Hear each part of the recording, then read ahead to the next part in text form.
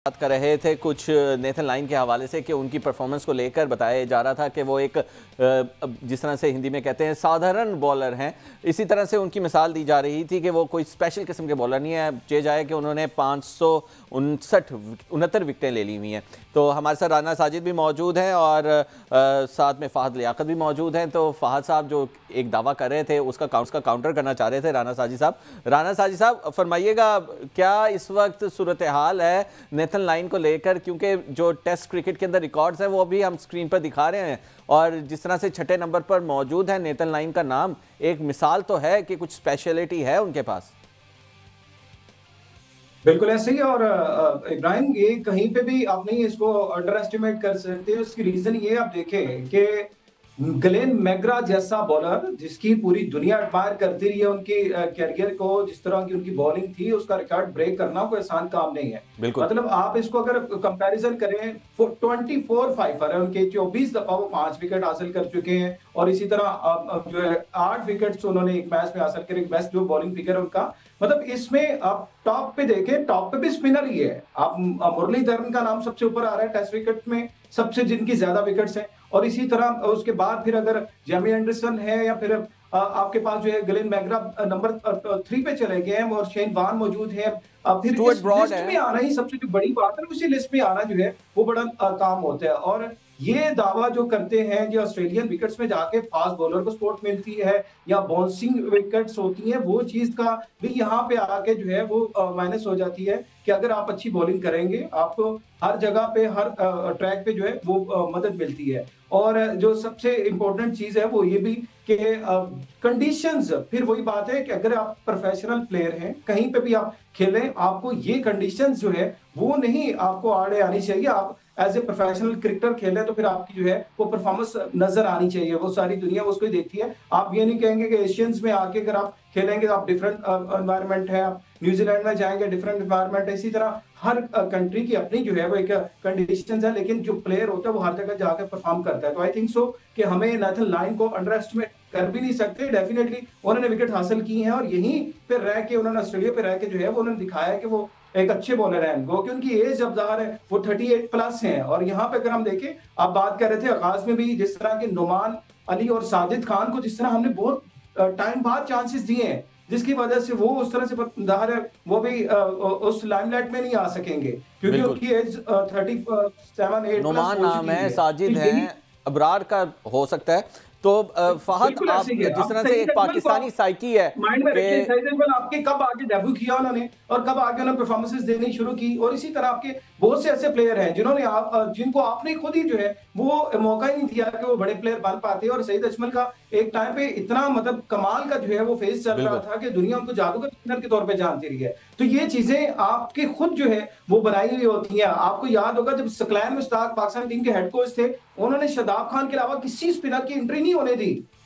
अब आगे इब्रार अहमद आए हैं, सुफियान वकीम आए हैं, उसके बाद आपके पास जो है वो मल्टीपल ऑप्शन उस्मान तारिक के तौर पे आ गई। अब ये सारी चीजें बाद में आपके सामने आनी शुरू हुई है और एक अच्छा साइन है कि चले आपका स्पिन डिपार्टमेंट उसी तरह से जो है वो मजबूत हुआ है। आप साइम ये बहुत अच्छी स्पिन कर रहे हैं, मोहम्मद नवाज बहुत अच्छी स्पिन कर रहे हैं, आपको थोड़ा बहुत धार अब आके स्पिनर ने सपोर्ट दिया है, आपकी फास्ट बॉलिंग अब आके स्पिनर सपोर्ट दिए। लेकिन इस टॉपिक पे बस एक लास्ट क्वेश्चन लेना है फहद साहब से।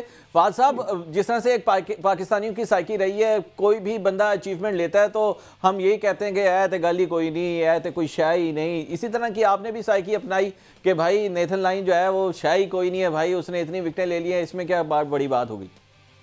नहीं, मेरा ये बिल्कुल भी पॉइंट नहीं था। देखिए, मैं उसको कंपेयर कर रहा था मुरलीधरन से। अभी भी आप देख लें, मुरलीधरन के उसके 250 विकेट्स का फर्क है। मैं सिर्फ उसको ये कह रहा था कि वो उस लीग का बॉलर नहीं है, वो एक सपोर्टिंग बॉलर रहा है। कभी ऑस्ट्रेलिया ने रिलाय नहीं किया उसके ऊपर। ऑस्ट्रेलिया हमेशा अपनी फास्ट बॉलिंग पे रिलाय करती है। आज भी ऑस्ट्रेलियन अपनी फास्ट बॉलिंग पे ही रिलाय कर रहे हैं। तो हम ये बता दें, ये तीनों टेस्ट जो हुए हैं अभी, ये क्या नॉयन ने जिता दी है उनको? उनके तो फास्ट बॉलर्स में आउट किए हैं। मेरा सिर्फ ये पॉइंट था कि मैंने ये नहीं कहा कि वो बुरा बॉलर है, लेकिन मैं उसको एज कम्पेयर टू जो बड़े बॉलर रहे हैं वो मतलब उस तरह का बॉलर नहीं था। सिर्फ मेरा ये पॉइंट था। बाकी तो सर 2000 का जो वर्ल्ड कप था वो किसने जितवाया था? ऑस्ट्रेलियाई बॉलिंग लाइन तो नहीं थी। भाई अगर मुझे आपको मौका दे, मैं यहाँ बताऊं, यहाँ पे भी अगर आप देखें ना, वहाँ कंडीशंस अगर आप देख लें, यहाँ आपने नुमान और साजिद को खिलाने के लिए बाकायदा विकेट्स बनाई, उसके बाद जाके उन्होंने परफॉर्मेंसेस दी। आपके फार्मूलर आपने वो विकेट क्यों बनाई? क्योंकि आप उन पे रिलाई कर रहे थे। आप मुझे कोई ऐसा नहीं होता ना, आप अगर बता दें कि उन्होंने लॉयंस के लिए विकेट बनाई, तो यही मेरा जवाब खेलना पड़ता है। इंडिया विकेट बना के फंस जाता है, फिर बाद में खुद ही जो है उसी विकेट में गिर जाता है। मतलब ये चीजें नहीं होती। अगर आप कंडीशन जैसे भी हो, परफॉर्मेंस आपने करनी होती है। ये जो है प्लेयर की निशानी होती है। क्या कहेंगे फाहद भाई, जिस तरह से बात हो बड़ी वैलिड है कि ये तो प्लेयर के ऊपर डिपेंड करता है ना, कोई भी कंडीशंस हो। यही बात तो मेरी है ना। मैंने ही कहा है कि जी प्रोफेशनल के लिए कंडीशन जो है ना, वो कभी भी ये नहीं होती है कि वो उसकी फेवर में खैर प्रोफेशनल्स की बात को छोड़े, अब ये बात तो आगे अब वक्त ही साबित करेगा, लेकिन हमने बात करनी है भारत के रवैये के हवाले से कि अब मेसी ने भी जैसा कि हालिया दिनों में विजिट किया है इंडिया का, और जो वहाँ पर सूरत हाल आई, अब लखनऊ स्टेडियम के अंदर एक अलग वाक़या पेश आ गया कि वहाँ पर स्मोक इतनी ज़्यादा थी कि कुछ दिखाई नहीं दे रहा था। AQI बहुत ज़्यादा था, 400 से ज़्यादा का AQI बताया जा रहा है कि लखनऊ स्टेडियम का था, और शायकीन काफ़ी ज़्यादा वहाँ पर गुस्से में हमें नज़र आए और उनकी जानिब से एहतजाज भी रिकॉर्ड करवाया गया, और बार बार मिसमैनेजमेंट नज़र आती है इवेंट के इनेकाद के हवाले से। और अगला इवेंट भी भारत एक बड़ा उसका इनेकाद करने जा रहा है ICC T20 वर्ल्ड कप का, तो इस पर भी सवालिया निशान उठना शुरू हो गए हैं कि छोटी सी सीरीज़ के मैचेस नहीं भारत सही से करवा रहा, किसी मेहमान का इस्तकबाल सही से नहीं करवा रहा, वेन्यू सही सिलेक्शन नहीं हो रही, तो ये BCCI जो है वो किस तरह से इन तमाम चीज़ों को मैनेज कर पाएगी। तो इस पर क्या कहेंगे फाहद आप कि भारत हमें हर मैदान में जहाज़ गिरने के बाद फेल होता ही दिखाई दे रहा है, उनकी बुद्धि जो है वो सिटकी हुई नज़र आती है। जी बिल्कुल, भारत का देखिए 9 मई से बुरा वक्त शुरू हुआ है, और हर पैंतरा उनका जो है उल्टा पड़ रहा है। हर जगह पे उनकी जगहसाई हो रही है, बेइज्जत हो रहे हैं, एंड दे डिजर्व इट।